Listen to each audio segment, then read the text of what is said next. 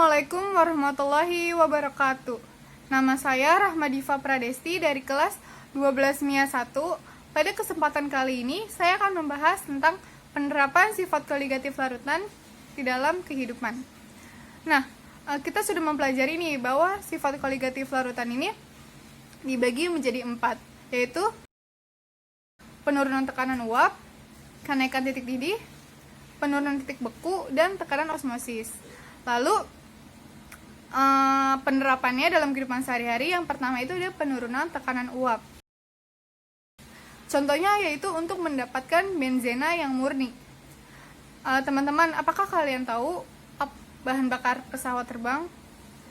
Bahan bakar pesawat terbang adalah avgas, yang lebih kita kenal dengan sebutan bensol. Nama lain dari bensol adalah benzena. Benzena dicampur dengan toluena membentuk suatu larutan yang bernama benzena toluena. Lalu bagaimanakah caranya untuk mendapatkan benzena yang murni apabila suatu larutan yang terdiri atas benzena dan toluena memiliki fraksi mol yang sama? Nah, untuk mendapatkan benzena yang murni ini, kita bisa lakukan dengan cara pemisah campuran dengan distilasi bertingkat dengan menggunakan tekanan uap dari zat pelarut antara zat pelarut dan zat terlarut ya. Nah, lalu yang kedua ini ada kolam apung. Kalian pasti pernah dong ke Atlantis di Ancol. Nah, ini merupakan salah satu contoh dari kolam apung dalam penurunan tekanan uap. Air di dalam kolam apung ini memiliki kadar garam yang cukup tinggi, bahkan 10 kali lipat daripada jumlah rata-rata garam yang berada di lautan. Lalu, air dan pelarut ini sulit untuk menguap dikarenakan adanya zat larut yang berupa garam. Lalu, semakin banyaknya zat larut, maka semakin susah pula zat pelarutnya untuk melakukan penguapan. Dengan kata lain, adanya zat larut menyebabkan penurunan tekanan uap. Karena konsentrasi zat larutnya cukup tinggi di kolam apung tersebut, apabila kita berada di situ, kita tidak akan tenggelam, melainkan kita akan mengapung. Nah, yang kedua ini contoh penerapannya dari kenaikan titik didih. Yang pertama itu ada yang namanya distilasi. Teman-teman, apakah kalian tahu apa itu distilasi? Distilasi adalah proses pemisahan suatu senyawa dalam suatu larutan dengan cara pendidihan. Suatu larutan yang akan dipisahkan dari zat larutnya akan dinaikkan suhunya secara perlahan-lahan agar zat terlarut tersebut menguap dan dapat dipisahkan dari zat pelarutnya. Nah, contoh lain dari penerapannya, ini tuh dapat mengklasifikasikan bahan bakar yang sangat berguna dalam kehidupan sehari-hari. Yang kedua ini adalah yang namanya air mendidih. Teman-teman pasti sudah tidak asing lagi dong dengan yang namanya air mendidih. Nah, proses pendidihan ini dimulai dengan cara kita memanaskan suatu zat. Nah, zat tersebut kita anggap saja adalah air. Ketika dipanaskan, air tersebut akan memisah partikel-partikelnya lalu membentuk suatu uap air. Proses ini mengakibatkan kenaikan tekanan zat cair.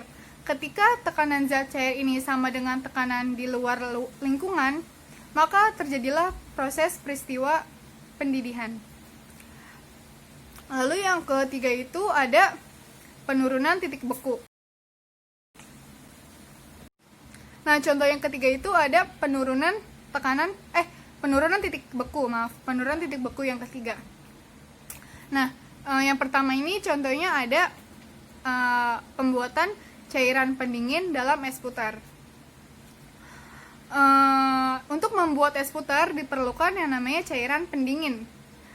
Cairan pendingin ini memiliki titik beku jauh di bawah 0 derajat Celcius. Cairan pendingin ini dibuat dengan cara mencampurkan kepingan es batu dengan garam dapur atau NaCl. Nah, ketika proses ini berlangsung, pencampuran ini berlangsung, kepingan es batu akan mencair dan suhu campurannya akan menurun. Sementara itu, bahan pembuat es putar ini dimasukkan ke dalam sebuah bejana lain. Yang tadi bejananya adalah sebuah bejana yang dilapisi oleh kayu, sedangkan yang sekarang ini dipindahkan ke bahan pembuat es putarnya, dipindahkan ke dalam bejana yang lain yang terbuat dari stainless. Nah, bejana ini akan dimasukkan ke dalam cairan pendingin, diaduk sampai campuran tersebut membeku. Lalu penerapan yang kedua ini ada membuat anti beku pada radiator mobil. Nah, pada negara yang memiliki 4 musim, khususnya adalah musim salju. Nah, air radiator mobil dapat membeku karena adanya salju yang menyebabkan komponen mobil tersebut rusak. Untuk mencegah hal tersebut, kita harus memberi cairan anti beku, yaitu etilen glikol.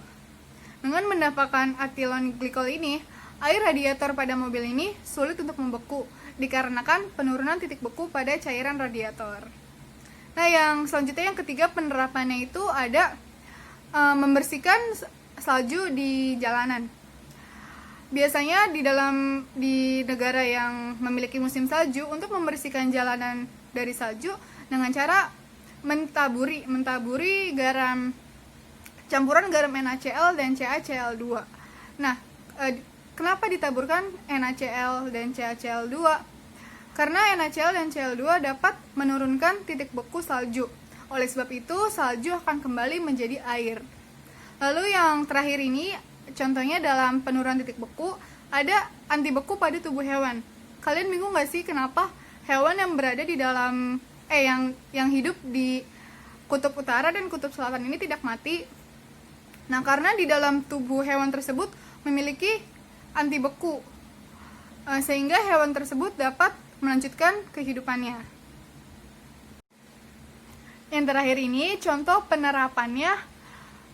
penerapan tekanan osmosis dalam kehidupan sehari-hari. Yang pertama adalah mesin cuci darah. Para penderita gagal ginjal seharusnya menjalani terapi cuci darah atau hemodialisis. Mesin-mesin dialisis ini menggunakan prinsip tekanan osmosis, tetapi pada hemodialisis ini menggunakan metode dialisis, yaitu perpindahan molekul-molekul kecil seperti urea yang terdapat dalam darah ini berpindah melalui membran semipermeabel menuju ke cairan lain dan kemudian dibuang. Yang kedua contohnya itu ada pembasmi lintah. Apabila ada lintah, kita bisa mentaburkan garam di atas permukaan badannya.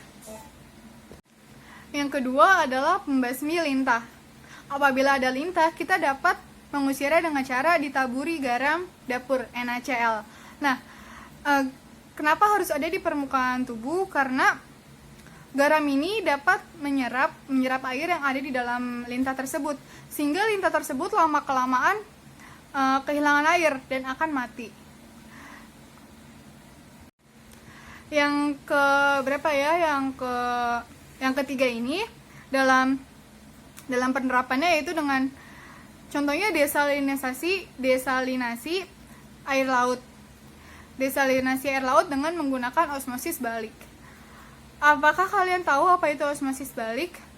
Osmosis balik adalah perembesan pelarut dari larutan yang lebih pekat ke yang encer.